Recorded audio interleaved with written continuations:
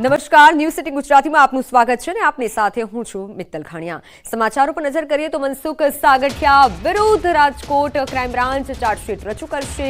મનસુખ સાગઠિયાએ અગ્નિકાંડ સર્જ્યા બાદ ખોટી minutes book બનાવી હતી।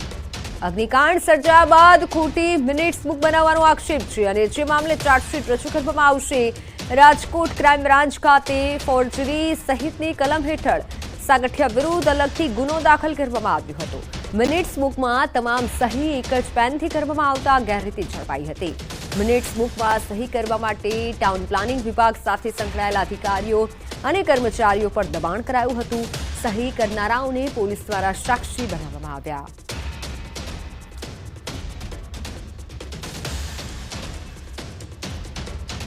ક્રાઇમ બ્રાન્ચે હાલ ગુનો દાખલ કર્યો હતો ત્યારે વધુ એક આ સમાચાર। રાજકોટ ક્રાઇમ બ્રાન્ચ હવે ચાર્જશીટ રજૂ કરશે। બુકમાં સહી કરનારાઓને સાક્ષી બનાવાશે।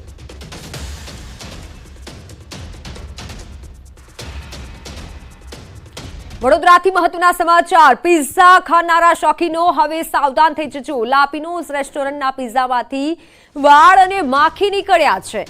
ગ્રાહકે રેસ્ટોરન્ટ સંચાલકને ફરિયાદ કરતા ઉડાવ જવાબ આપ્યો। ગ્રાહકે સોશિયલ મીડિયા પર વિડીયો વાયરલ કર્યો। કારેલીબાગ વિસ્તારનો વિડીયો હોવાનું ખુલ્યું છે। રાજ્યભરમાં અવારનવાર આ પ્રકારની ઘટનાઓ સામે આવી રહી છે ત્યારે રાજ્યના આરોગ્ય વિભાગ સામે પણ સવાલ ઉભા થઈ રહ્યા છે। વડોદરા મનપાના આરોગ્ય વિભાગની કામગીરી સામે સવાલ ઉઠ્યા છે। પિઝા ખાનારા હવે જરા સાવધાની રાખજો કારણ કે અવારનવાર આવી ઘટનાઓ સામે આવી રહી છે। આ વખતે વડોદરામાંથી લાપીનોઝના પિઝામાંથી વાળ નીકળ્યા છે।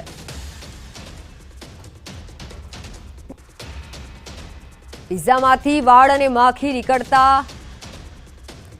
ઓનલાઈન પર હાલ સંવાદદાતા હાર્દિક જોડાઈ ચૂક્યા છે ફોનલાઈન પર। હાર્દિક, હવે તો હદ થઈ ગઈ, પિઝામાંથી વાળ નીકળ્યા છે, હાલ આરોગ્ય વિભાગની કેવી કાર્યવાહી?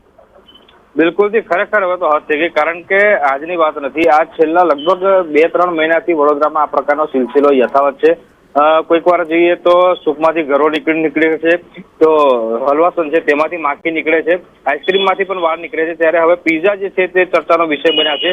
આ કારેલીબાગ વિસ્તારમાં લા પિનોસ રેસ્ટોરન્ટ છે, તેમાં એક ગ્રાહક છે તે પિઝા ખાવા માટે ગયા હતા પરિવાર સાથે, પરંતુ જ્યારે તેમને પિઝા આપવામાં આવ્યા ત્યારે તેમાંથી માખીઓ જોવા મળી અને વાળ જે છે તે બોક્સમાં જોવા મળ્યા, જે જોઈને જે ગ્રાહક છે તે ચોંકી ગયા હતા। ઉલ્લેખનીય બાબત છે કે આરોગ્ય શાખામાં રજૂઆત કરવામાં આવી હતી ટેલિફોનિક, પરંતુ આરોગ્ય શાખાએ કોઈ પણ પ્રકારનો પોઝિટિવ રિસ્પોન્સ ના આપ્યો, જેના કારણે ગ્રાહક જે છે તે રોષે ભરાયા હતા અને સમગ્ર જે ઘટનાક્રમ એમની સાથે થયો તેનો વિડીયો બનાવીને સોશિયલ મીડિયા પર વાયરલ કર્યો હતો। ઉલ્લેખનીય બાબત છે કે આરોગ્ય શાખાની ટીમ જે છે તે આ પ્રકારના અહેવાલ પ્રસિદ્ધ થયા બાદ દોડતી થાય છે અને જ્યારે આરોગ્ય શાખાની ટીમ દોડતી થાય છે ત્યાં સુધી જે રેસ્ટોરન્ટના માલિકો હોય છે, દુકાન માલિકો હોય છે, તેમને સ્વચ્છતા જે છે તે મેન્ટેન કરેલી હોય છે, એટલે આરોગ્ય શાખાની જે કામગીરી છે તેનાથી તેઓ છટકી જતા હોય છે। પરંતુ ક્યાંક ને ક્યાંક આરોગ્ય શાખા અને રેસ્ટોરન્ટ માલિકોની મિલીભગત હોય તે વડોદરા શહેરના નાગરિકો છે એની અંદર ચર્ચાઈ રહ્યું છે। બિલકુલ હાર્દિક, આભાર માહિતી બદલ।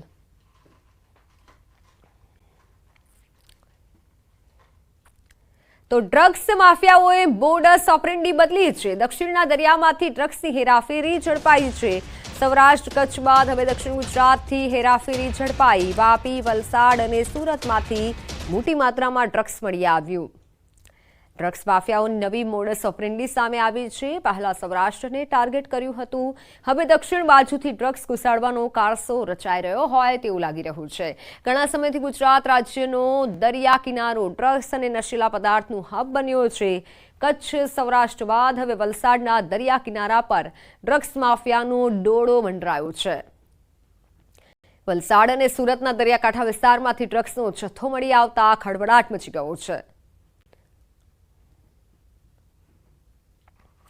21 પેકેટ ચરસના મળી આવ્યા તો બીજી તરફ કરોડોનું ચરસ પારડીમાંથી મળી આવ્યું છે। સુરતમાં પણ ડ્રગ્સ પકડાવાનો સિલસિલો યથાવત છે। 1 કરોડનું ચરસ મળી આવ્યું છે। ફોનલાઈન પર સંવાદદાતા કીર્તેશ જોડાઈ ચૂક્યા છે। કીર્તેશ, અનેક એવી જગ્યાઓ છે કે જ્યાંથી ડ્રગ્સ મળી રહ્યું છે, શું વધુ જાણકારી?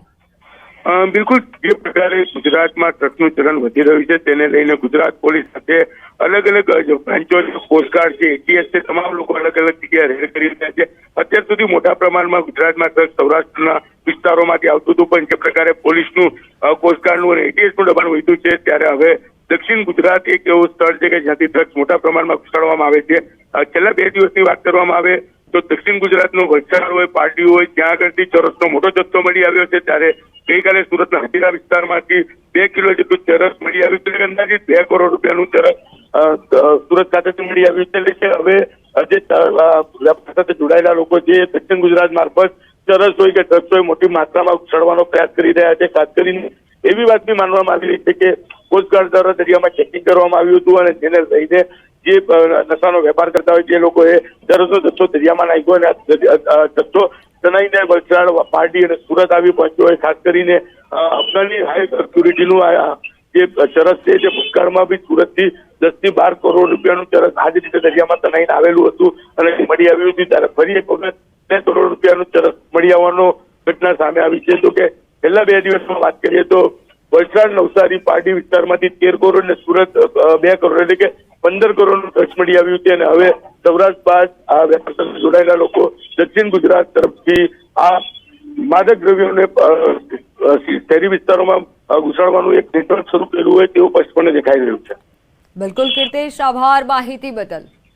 તો ડ્રગ્સ માફિયાઓ બેફામ બન્યા છે. હવે દક્ષિણ ગુજરાતને પણ ટાર્ગેટ બનાવ્યું છે.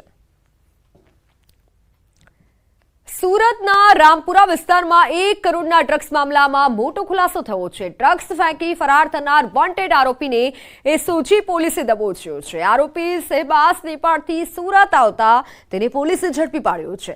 એસઓજી પોલીસે લાલગેટ વિસ્તારમાંથી 3 મહિના પહેલા રૂપિયા 1 કરોડનું ડ્રગ્સ પકડી પાડ્યું હતું, જેમાં હાલ પકડાયેલ મુખ્ય આરોપી શહેબાઝ ફરાર થઈ ગયો હતો. આરોપી પોતાના વતન યુપી ભાગી ગયો અને ત્યાંથી બોર્ડર ક્રોસ કરી નેપાળ જતો રહ્યો હતો.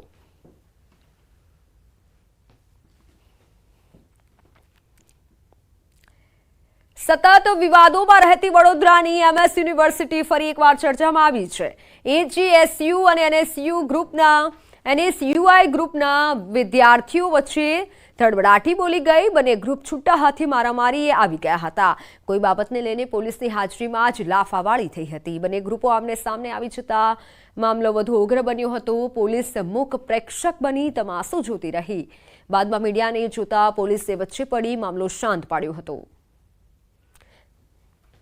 તો સતત વિવાદોમાં રહેતી MS યુનિવર્સિટી ફરી એકવાર વિવાદમાં આવી છે. વિદ્યાર્થીઓ વચ્ચે મારામારી થઈ હતી.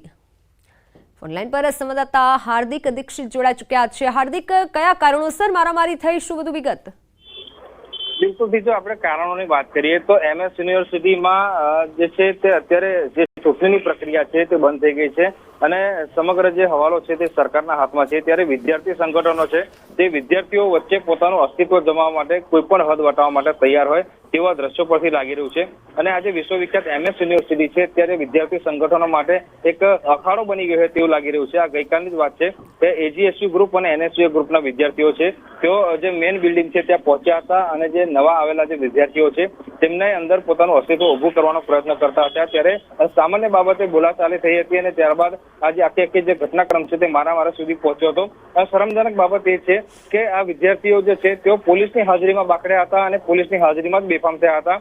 ત્યારે મીડિયા જે છે ત્યાં પહોંચ્યું હતું અને ત્યારબાદ પોલીસે મધ્યસ્થી કરી હતી. પરંતુ અત્યાર સુધી કે જ્યાં સુધી વિદ્યાર્થીઓ છે મારામારી થઈ ત્યાં સુધી પોલીસ જે છે તે મુખ પ્રેક્ષક બનીને સમગ્ર તમાશો જોતી હતી. ઉલ્લેખનીય બાબત છે કે થોડા દિવસ પહેલા પણ MS યુનિવર્સિટીમાં મારામારીની ઘટના બની હતી. તેમાં એક પોલીસ કર્મચારી ઇજાગ્રસ્ત થયો હતો, વિદ્યાર્થી ઇજાગ્રસ્ત થયા હતા અને જે ડીન ઓફિસ છે તેમાં પણ તોડફોડ કરવામાં આવી હતી. ત્યારે સયાજીગંજ પોલીસ છે તે ક્યાંક ને ક્યાંક આ પ્રકારના જે માથાભારે સંગઠનના જે તત્વો છે, સભ્યો છે તેમને છાવરતી હોય તેમ લાગી રહ્યું છે. બિલકુલ હાર્દિક, આભાર માહિતી બદલ. તો ગીર સોમનાથના તાલાલા પંથકમાં સિંહનો વિડીયો વાયરલ થયો છે. ગીરના 2 નરસિંહો અનોખો વિડીયો સામે આવ્યો છે. રાત્રિના સમયે સુમસામ રસ્તા પર બંને સિંહની રોયલ અંદાજમાં એન્ટ્રીના દ્રશ્યો સામે આવ્યા. આ વિડીયો સાસણ તાલાલા રોડનો હોવાનું મનાય છે. આ પંથકમાં અવારનવાર સિંહો રોડ પર અને રહેણાંક વિસ્તારમાં ઘૂસી આવે છે. ત્યારે સિંહની રોયલ લટારના વિડીયો વાયરલ થતાં જ વનરાજાની રોયલ અંદાજમાં લટાર વાયરલ થઈ છે. તાલાલા પંથકમાં 2 નરસિંહનો વિડીયો વાયરલ થયો છે. અમરેલીમાં બે સિંહ અને શ્વાન વચ્ચેની લડાઈ સીસીટીવીમાં કેદ થઈ. સાવરકુંડલામાં સિંહ અને શ્વાન સામસામે આવી ગયા. થોરડી ગામના વાડી વિસ્તારની સમગ્ર ઘટના સીસીટીવીમાં કેદ થઈ. ડાલામથ્થા સાવજો સામે શ્વાને બાથ ભીડવાની બહાદુરી બતાવી. વાડીમાં સિંહો આવતા શ્વાન સામે દોડ્યા. સિંહે પણ આક્રમક રીતે હુમલો કરવાની કોશિશ કરી.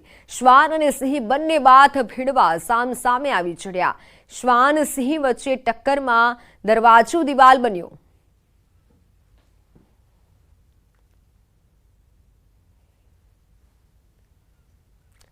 સુરત ક્રાઇમ બ્રાન્ચને મોટી સફળતા મળી છે. ક્રાઇમ બ્રાન્ચે એકલ દોકલ વૃદ્ધાને ટાર્ગેટ કરી લૂંટ ચલાવતી ગેંગને ઝડપી પાડી છે. આ આંતરરાજ્ય ટોળકી એકલા વૃદ્ધાને ટાર્ગેટ કરી લૂંટ કરતી હતી. ક્રાઇમ બ્રાન્ચે 4 લોકોની આ મુદ્દે ધરપકડ કરી સુરત અને ભરૂચ જિલ્લાના 9 ગુનાનો ભેદ ઉકેલ્યો છે. આ ટોળકી એકલી વૃદ્ધાને ટાર્ગેટ બનાવતી હતી. લૂંટની ઘટનાના સીસીટીવી પણ સામે આવ્યા છે.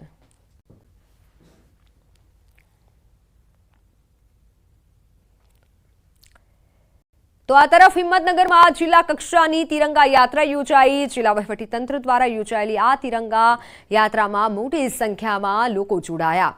તિરંગા યાત્રામાં સમગ્ર શહેર દેશભક્તિના રંગમાં રંગાયું. તિરંગા યાત્રા હિંમતનગરના રિવરફ્રન્ટ ખાતેથી નીકળી અને ઉમિયા માતાના મંદિર ખાતે પૂર્ણ થઈ હતી. જિલ્લા કલેક્ટર, રેવન્યુ કર્મીઓ, જિલ્લા પોલીસ વડા સહિત પોલીસ કર્મચારીઓ અને જિલ્લા ભાજપે પણ તિરંગા યાત્રામાં ભાગ લીધો. આ ઉપરાંત જિલ્લા સાંસદ, સ્થાનિક ધારાસભ્ય સહિત જિલ્લાના ભાજપના કાર્યકરો પણ જોડાયા હતા.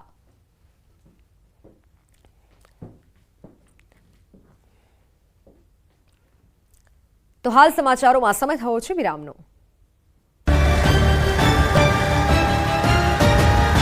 Welcome back. અમદાવાદની વાત કરીએ તો 13 ઓગસ્ટના રોજ હર ઘર તિરંગા અભિયાન યોજાયું. પોલીસ જવાનો, સેનાના જવાનો સાથે બેન્ડ સાથે તિરંગા યાત્રા શહેરમાં નીકળી. દેશભક્તિના રંગ સાથે યોજાનારી યાત્રામાં શહેરના 48 વોર્ડના ભાજપના હોદ્દેદારો પણ જોડાયા. અભિયાનને લઈને આજે શહેર ભાજપની બેઠક મળી હતી.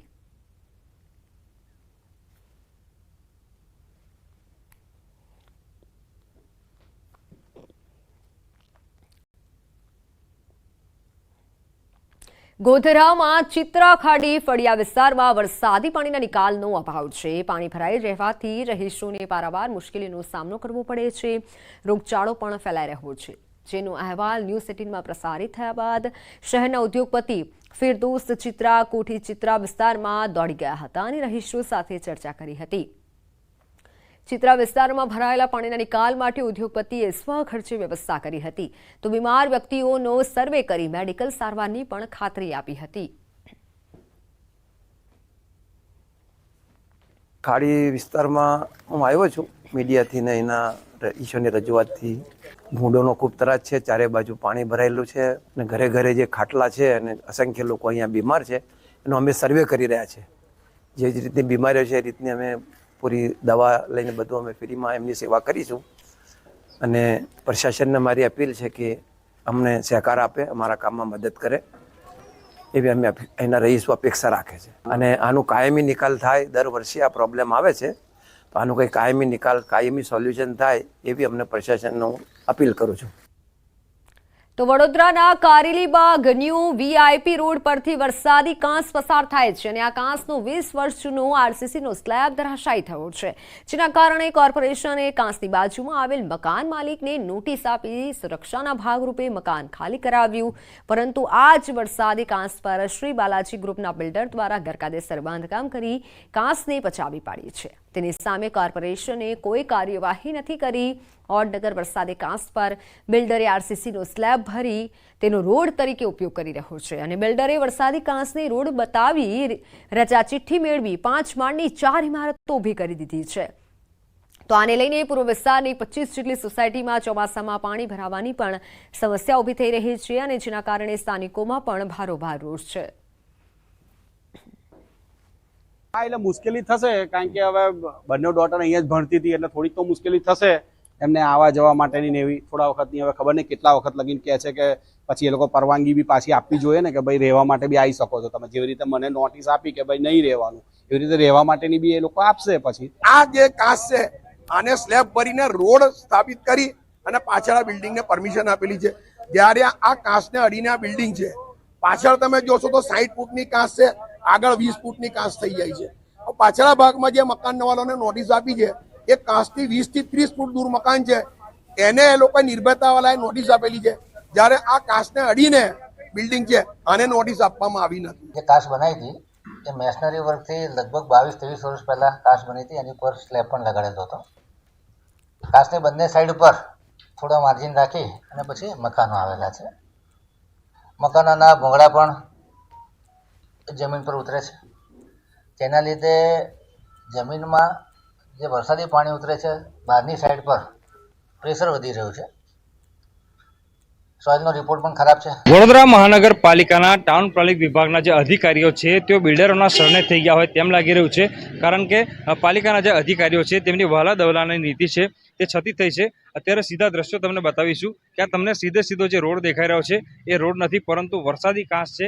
અને આ જે કાંસ છે એને નીચેથી વરસાદનું જે પાણી હોય છે તે વહેતું હોય છે, પરંતુ આ જે બિલ્ડર છે તેના દ્વારા આ કાંસ ઉપર ગેરકાયદેસર બાંધકામ કરવામાં આવ્યું છે. અને જ્યારે આ બિલ્ડિંગ બનાવવાની મંજૂરી લેવાની હતી ત્યારે બિલ્ડરે આ જે વરસાદી કાંસ છે તેને રોડ તરીકે દર્શાવી અને ખોટા પુરાવા રજૂ કરીને આ જે રજા ચિઠ્ઠી છે તે મેળવવામાં આવી છે. અને ત્યારબાદ 8 માળની જે બિલ્ડિંગ છે તે બિલ્ડર દ્વારા બનાવવામાં આવી છે. એ હદે ગેરકાયદેસર બાંધકામ જે છે તે અહીંયા કરવામાં આવ્યું છે. આ જે આરસીસી રોડ તમે જોઈ રહ્યા છો તે આરસીસી રોડ નહીં, બલકે વરસાદી કાંસ છે. અને બિલ્ડરે રજા ચિઠ્ઠીઓ મેળવવા માટે આ જે વરસાદી કાંસ છે તેને આરસીસી રોડ તરીકે દર્શાવી ત્યારબાદ મંજૂરી લીધી અને 8 માળની બિલ્ડિંગ જે છે તે બનાવી દીધી છે. એટલે ટૂંકમાં કહીએ તો વડોદરા મહાનગરપાલિકાની જે વહાલા દવલાની નીતિ હોય તે અહીંયા છતી થઈ રહી છે. વડોદરા મહાનગરપાલિકા નાગરિકો સાથે અન્યાય કરી રહી છે અને બિલ્ડરોને ફાયદો કરવાનો કારસો રચી રહ્યો હોય તેમ લાગી રહ્યું છે. અધિકારીઓ ટેબલ નીચેના વ્યવહારથી ભલે ખુશ હોય, પરંતુ જે સામાન્ય નાગરિકો છે તેઓ પાલિકાની જે કાર્ય પદ્ધતિ છે તેનાથી દુઃખી જોવા મળી રહ્યા છે. હાર્દિક દીક્ષિત, ન્યૂઝ 18 ગુજરાતી, વડોદરા. તો હાલ સમાચારોમાં બસ આટલું જ. આપ જોતા રહો ન્યૂઝ 18 ગુજરાતી. નમસ્કાર.